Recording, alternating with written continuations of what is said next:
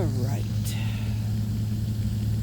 So, in a lot of modern day scientific explanations of the universe and stuff like the heat death, which is what I'm going to be talking about.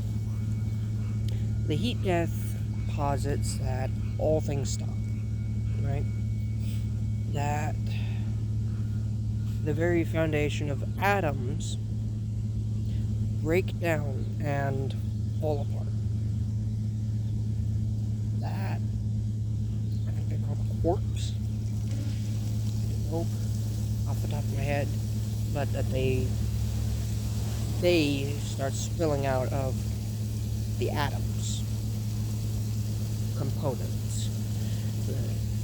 I think photons, neutrons, electrons. I know the electrons are definitely part of an atom. I don't know what the other parts are off the top of my head, because I've heard so many different words and names and titles for these components that it's, at this point,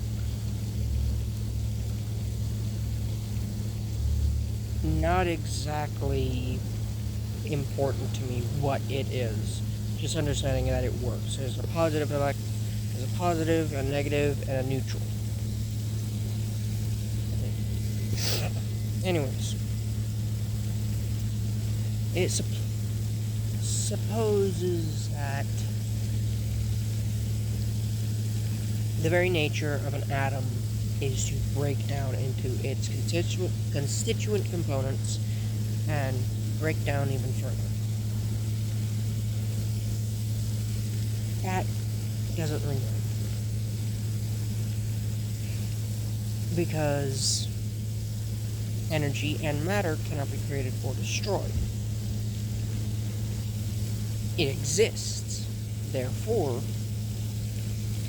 you can't make a perpetual motion machine, perpetual energy. You can just extend the amount of time something produces a sort of energy. I don't know what happens to photons of light and the energy that heat is. I don't know what happens to it off the top of my head. But the way I look at it is this. Going by that rule, that means heat death is an impossibility. It means that while this blade of grass will decompose and fall apart, it simply changes its state, which is true.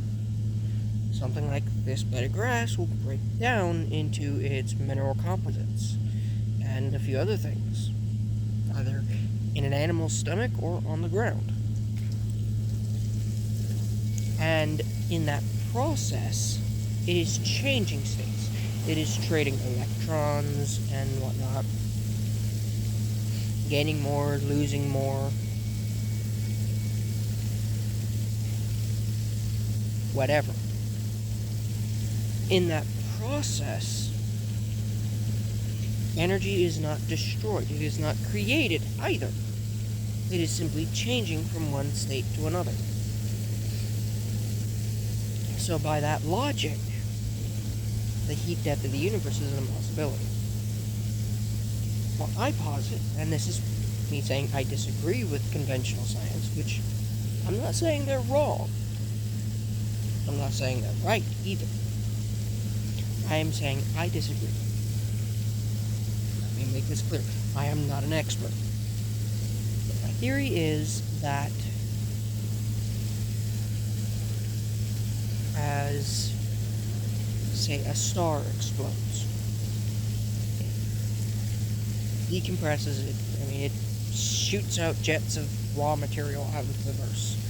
That raw material eventually collects, starts forming stuff like asteroids, small pebbles or whatnot.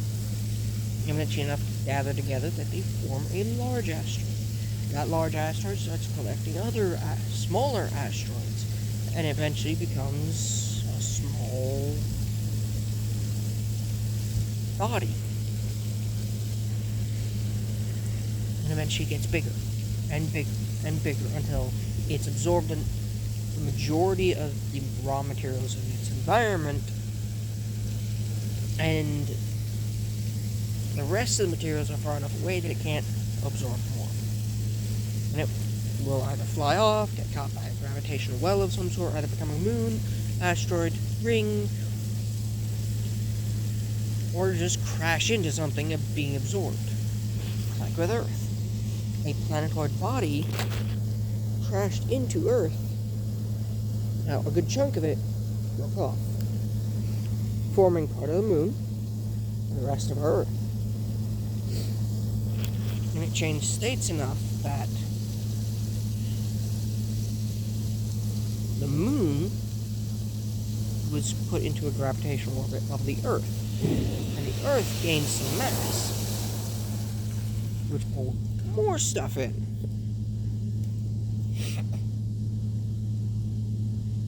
Until eventually stuff happened. Now, that mass is keeping the core hot. Now, that's not to say that it won't ever cool off, because it will. But by that point, it's probably either going to be swallowed by the sun, or it has been swallowed by the sun. Because the sun's gravitational mass will have increased, or because the gravitational pull will have increased, the mass will have increased, something along those lines, will pull in the planetoid bodies. Therefore, it becomes part of the sun.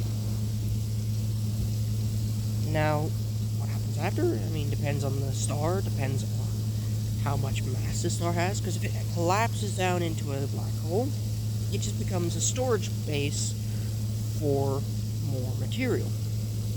Now, I think after a certain point, it starts to get big enough that it has a galaxy around it. Like the asteroids turning into small planetary bodies, into large planetary bodies, into stars, I think as it gets bigger, it starts pulling more and more stuff in, until it's got nothing left in its immediate vicinity. So it drifts and drifts and drifts until it finds more, and it'll get little nibbles here and there, and then it'll find another black hole. And then they will collide, forming a larger body with some raw material left over around it. And then eventually, you got one black hole. And it goes supercritical. Boom. Big Bang all over again.